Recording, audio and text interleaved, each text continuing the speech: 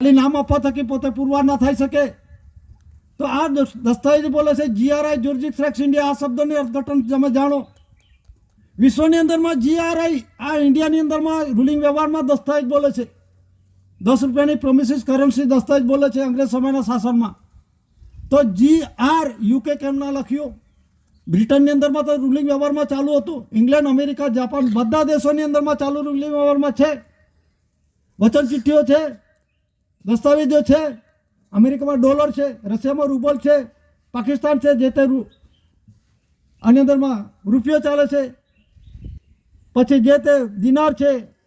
આ બધા દેશોની અંદરમાં બધા ખુલાસા એ છે, પ્રોમિસિસ છે. એની અંદરમાં GRI કેમ ન લખ્યું?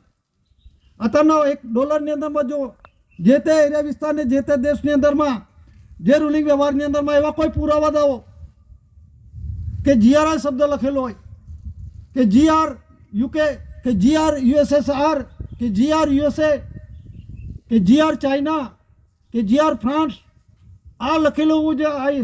શા માટે GRI લખ્યું? આમ નામ લખી દીધો? આનો બંધારણ શું છે એનો તો ખ્યાલ હોવો જોઈએ.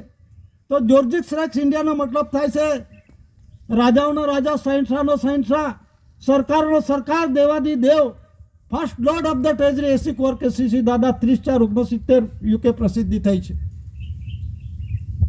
અને એની આપણે ઉજવણી કરીએ છીએ. અને 30/4/68ની અંદરમાં પણ સેમ ડે છે. સેમ ડે 30/4/68 ને 30/4/69 છે. 30/4/68ની અંદરમાં UK અનુસંધાન 17/18 UK અનુસંધાનની અંદરમાં જે ડિક્લેરેશન કરવામાં આવ્યું છે.